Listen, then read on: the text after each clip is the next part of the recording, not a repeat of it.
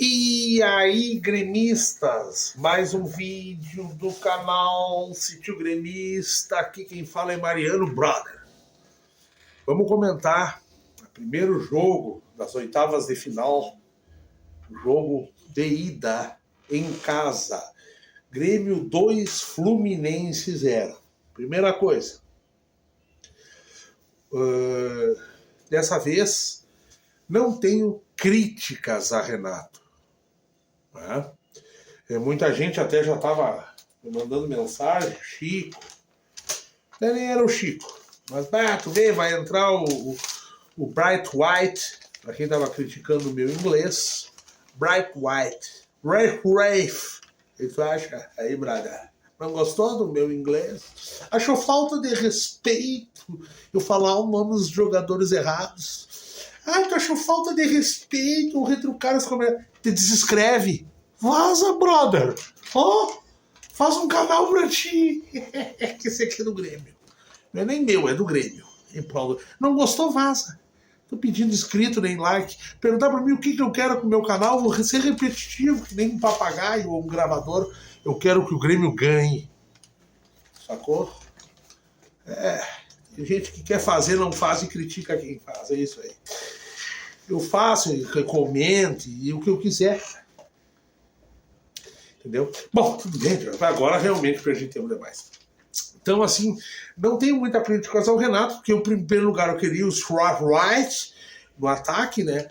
E eu acho que tirar Pavon, botar o Monsalvio, já é meio pedir demais. Existe uma certa hierarquia, uma coisa que o treinador tem que, velho, vamos, né? Tem antiguidade é posto, e vamos devagarinho, né? Então, para mim, já foi uma grande coisa tu ver o Bright White no ataque do Grêmio.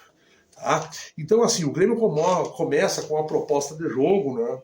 A zaga, Rodrigo Eli e o Janderson. Eu acho que é isso.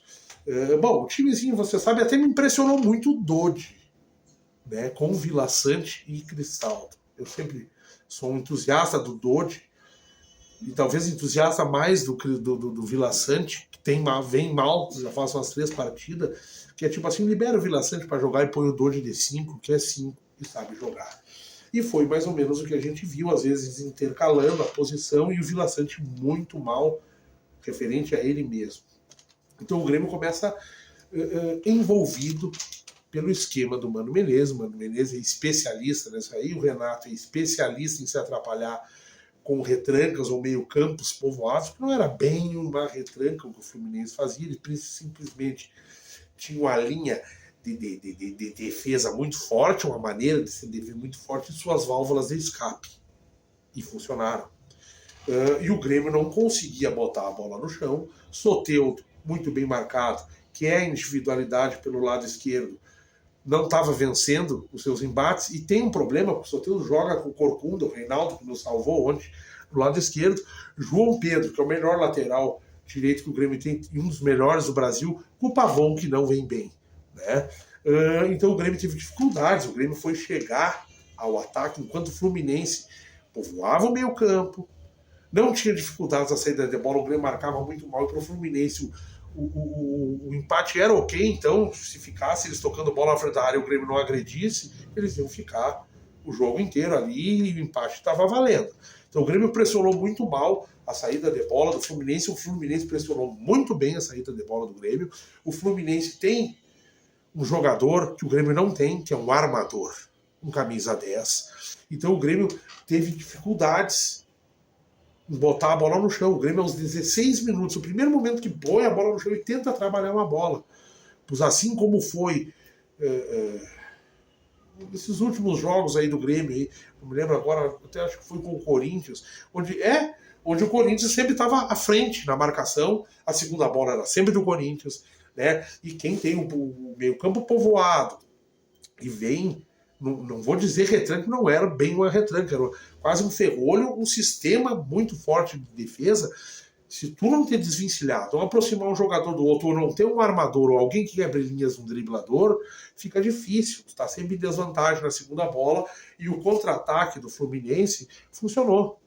Então, o Grêmio teve muitas dificuldades no primeiro tempo, o Vila Sante está muito abaixo do que é. Dodge, por mais que no primeiro gol do Fluminense o Dodge, na minha opinião, falhou, o Grêmio foi começar a jogar realmente. O Grêmio, então, assim, o Grêmio sofreu pela falta de armador, do armador que não tem, e os dribles, os quebradores de linha não estavam funcionando. Bright White pouco acionado, fez o pivô, mostra que um bom centroavante, muito bom centroavante, brigando, incomodando, segurando marcação e linha de defesa, né? Mas muito bem marcado e pouco acionado.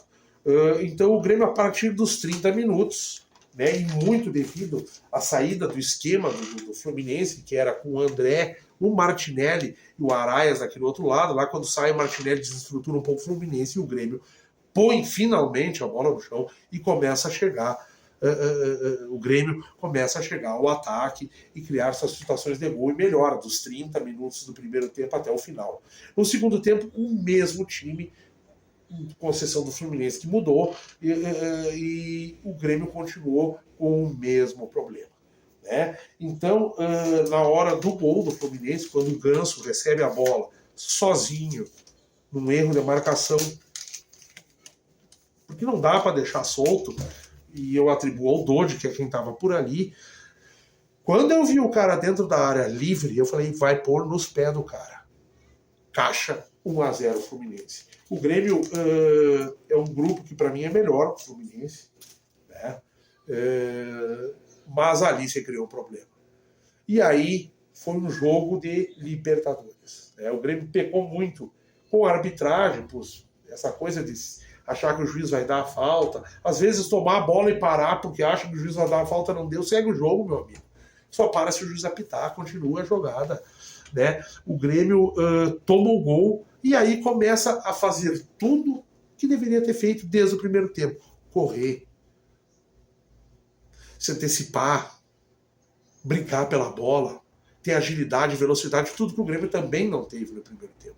Por mais que o Fluminense tenha criado grandes dificuldades, e o Mano Menezes entende o riscado nesse tipo de esquema, o Grêmio faltou correr, se desvencilhar na marcação, não ficar de toque-toque, né? E o Grêmio melhora.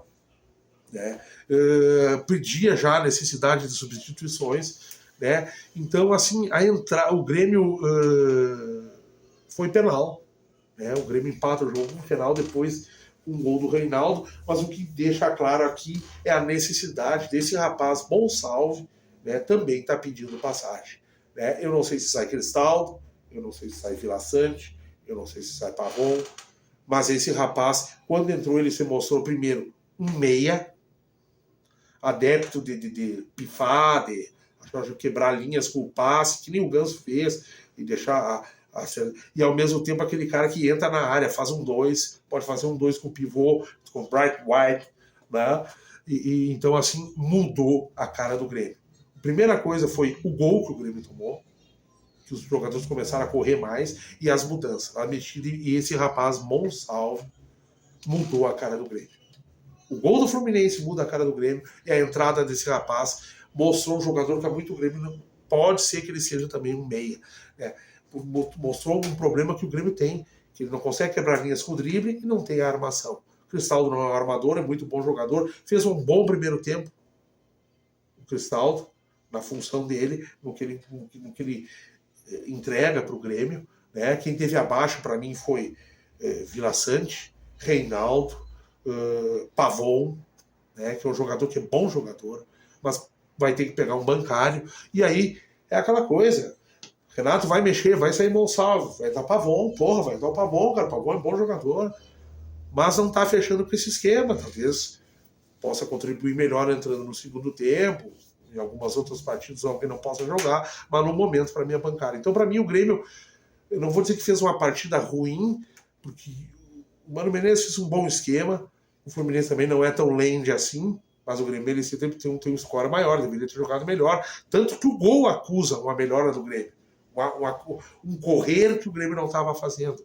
né? E depois a entrada do rapaz. Mas jogo de Libertadores, lembrem que em 2017 o Grêmio empatou muito, jogando muito bem com o Botafogo, depois jogou pior com o Botafogo aqui, e o gol do Barrios lá, gol de Libertadores, gol de Abafa. Então assim, não posso reclamar do Renato, nem vou reclamar do time. começa a se criar essas características de jogadores que estão chegando que vão ter que assumir titularidade, outros que ainda que preservam titularidade, outros que vão ter que ir para o banco, mas o Grêmio começa a se alinhar e foi uma boa vitória porque lá o Fluminense vai ter que jogar aberto, vai ter que vir para cima. E aí o Grêmio você sai melhor. Eu gostaria já de ver o Monsalvio, porque ele pode ser um armador que o Grêmio há muito tempo não tem. No mais, 2-1, fecha a conta, passa a régua, né?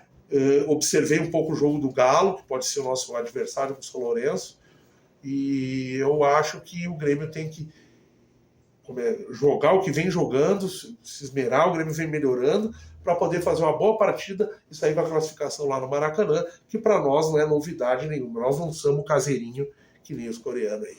É isso aí, Daniel e Grêmio.